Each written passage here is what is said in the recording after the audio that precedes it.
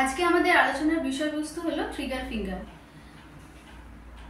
Trigger finger অর্থাৎ আমরা অনেক সময় দেখি আমাদের আঙুল এরকম ভাঁজ হয়ে থাকে, আঙুলটি নিজের থেকে সোজা হয় না। সোজা হতে গেলে একটা আওয়াজ হয়, পপিং সাউন্ড হয়, আর এটা খুব ব্যথা অনুভব করি। তো এই সমস্যাটা মূলত এই তিনটে আঙুলে হতে পারে, তাছাড়া আমাদের এই থাম্বেও হয়ে থাকে। এই সমস্যাটি মূলত কাদের বেশি হয়?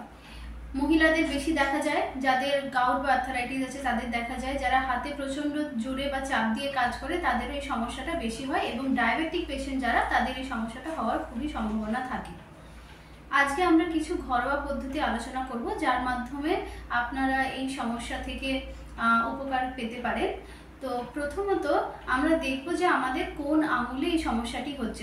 ধরা আমাদের এই আঙুলটার নিচে আমাদের এই সমস্যাটা হচ্ছে, তো দেখব কোন জায়গাটা ব্যথা অনুভব হচ্ছে।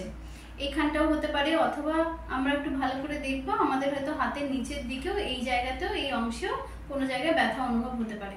তো সেই জায়গায় আমরা একটু গরম সেক নেব।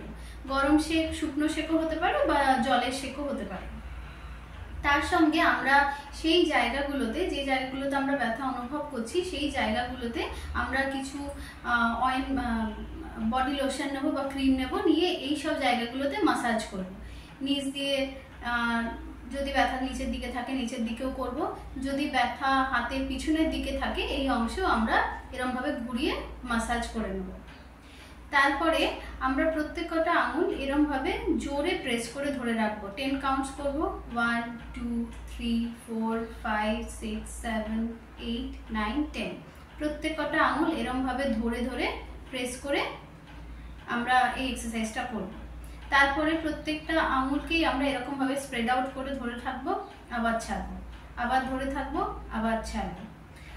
তার সঙ্গে প্রথমে আঙুলটা এতটা ভাঁজ করব, তারপর এরকম জোর দিয়ে ভাঁজ করব, তারপরে নিচে চেপে ধরে থাকবো, আবার আঙুলটা এরকম করব, তারপরে মাঝখানে চেপে ধরে থাকবো এবং নিচে চেপে ধরে থাকবো।